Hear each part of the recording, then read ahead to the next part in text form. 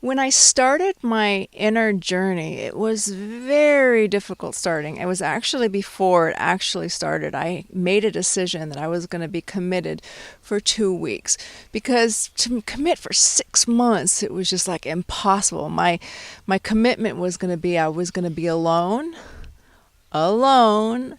I wasn't going to be looking for relationships. I was going to just figure my problem.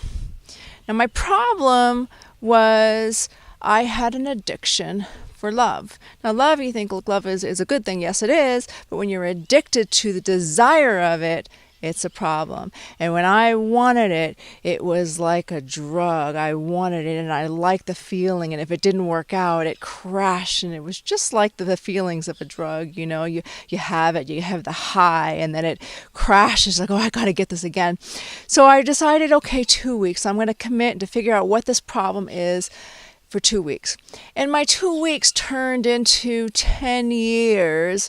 But in the process, I had relationships and I am in a relationship right now. But for years, I was actually single. When I made that decision for 2 weeks, I was actually single for years afterwards. And the process of it, when I started this journey, at first I thought, like, oh, I don't know if I can handle it for 2 weeks and just be committed to myself. But it actually got very empowering. The first thing that came to me was I had the opportunity to get the audio of the Four Agreements.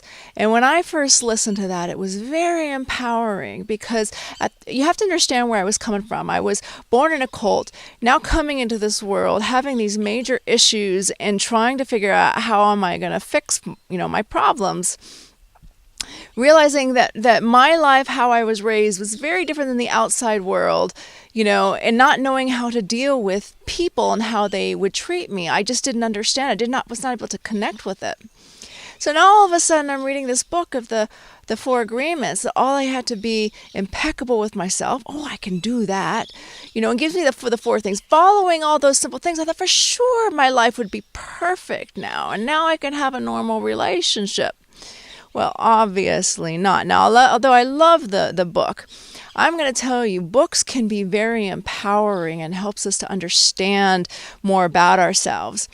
But the most important thing through all of it, the number one key through everything in life is to know ourselves.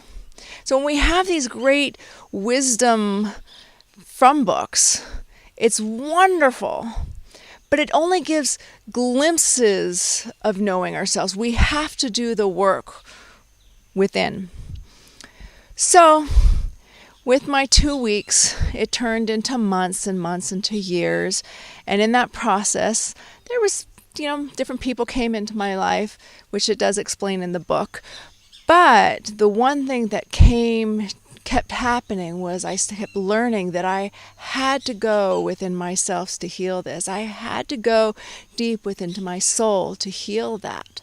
So that's what this video is about today. Is I really encourage for anybody who has not jumped into the depth of knowing our soul, I encourage you to do it. It can be scary at the beginning because I remember when I committed for 2 weeks, I didn't know what was going to happen, and I know how scared I was. I mean, I was thinking, oh my God, commit for 2 weeks. Well, it wasn't that hard. It actually was very empowering. So when you step into getting to know your soul, I encourage it. And if you've already started, keep it up, because the deeper we go into our soul, the deeper we get to know who we are, the better we actually feel. It really frees us. The more we know what's inside, and as we heal inside, the better it feels and the more empowering we become inside. There was a quote that I just posted on my Facebook on Inner Course. And gosh, I'm not really good with memories, but it was something like from Tao Tzu. That's what it is, Tao Tzu, or something like that. But it was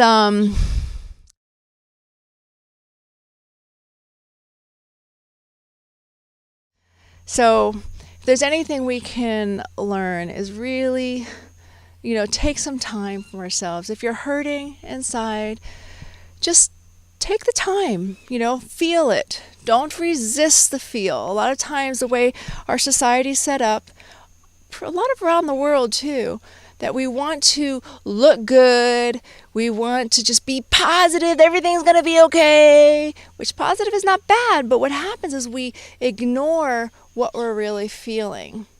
So feel it. Acknowledge it. Accept it. Accept the fact that if you're hurting, that you hurt. Feel it. And if it's happening where you're having a repeat, the same feeling you have inside in a different relationship, the same thing keeps coming up, or the same feelings that you have inside, but you have different jobs, but you're still feeling the same thing, then there's some part within ourselves that we're still hurting. So when you're feeling that, just acknowledge that this is a part that still needs to be acknowledged and to be able to heal. And healing is not a bad thing. It's a beautiful thing. So acknowledge it, and honor that side. You have to be very gentle with your soul to heal. If you're hard on yourself, oh man, I did it again, it doesn't work. We have to be gentle to the little child or the little child that we have inside of us that was hurt. We have to allow ourselves to go there. So we have to be very gentle to the soul to be able to allow ourselves to heal. Okay, well, to keep this short, I just want to encourage anybody who's struggling, that's feel suffering inside, just to encourage yourself to say that, yes, I want to understand how I feel. I want to understand why I am suffering. I don't want to commit to it, but I would like next week to share how to do self-hypnosis. I think I'm going to do it, but if I have another video that I really want to share, then I may change that. But that's where I'm heading next so far.